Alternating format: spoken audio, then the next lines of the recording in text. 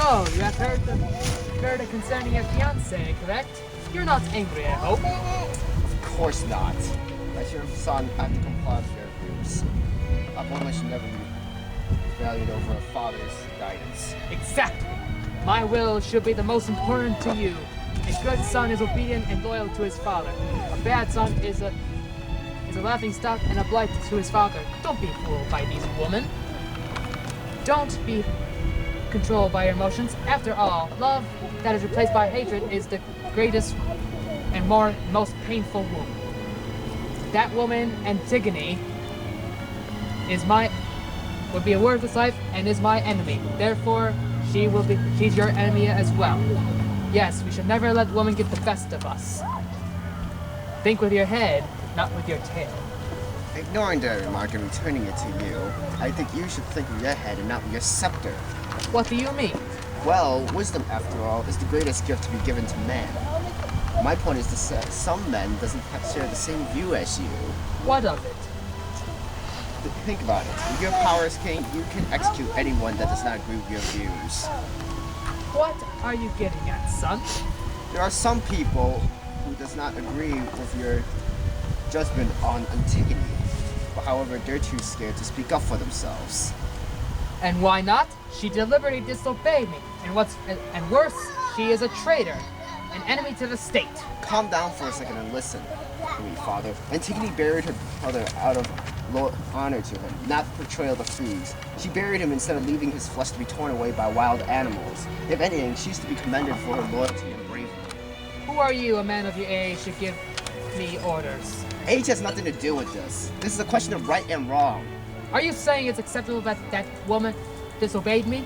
If her acts aren't dishonorable, then yes. Her acts weren't dishonorable? The people of Thebes don't think so. The people of Thebes?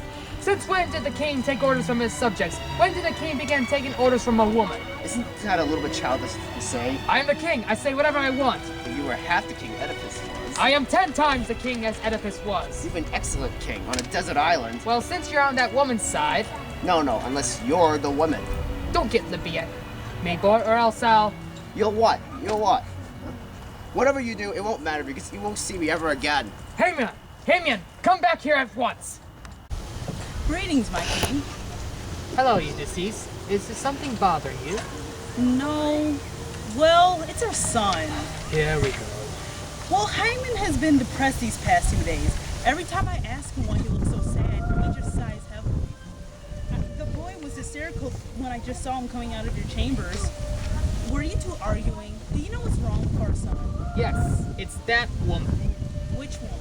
Oedipus's daughter, Antigone. Oh, his fiancée. He must be upset about her execution. He has good reason. Why is that? Hyman really loved Antigone. He was looking forward to his marriage with her. In fact, it was all he talked about, his future together. I see. Well, Creon, perhaps you should reconsider. Not you two! Antigone will be put to death. It may be best if you reevaluate your judgment. Hyman is as wily as you are and tends to behave irrationally. He might do something regrettable. That woman has dug her own grave by disobeying me and betraying all of Thebes. A king must not go back on his word, especially for the sake of one woman. Then rethink it for the sake of your son, our son. I'm very worried for A good king isn't subject to anyone or anything, including his emotions. But you know how the boy is.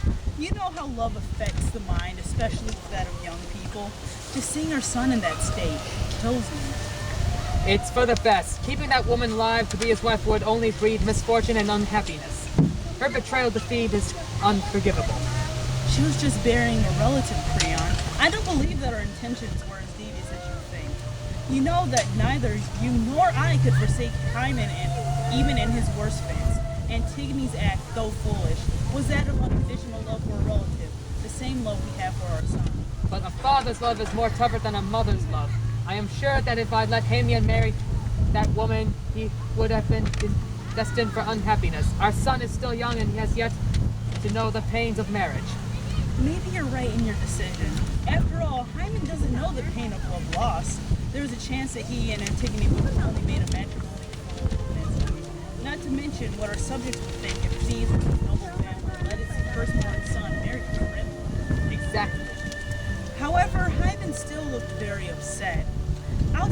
console him. Maybe I could persuade him to marry that Spartan princess. Don't get ahead of yourself, Ulysses, but still, it's a good idea. Alright then, I'll try to find him. If you see him before I do, come and get me.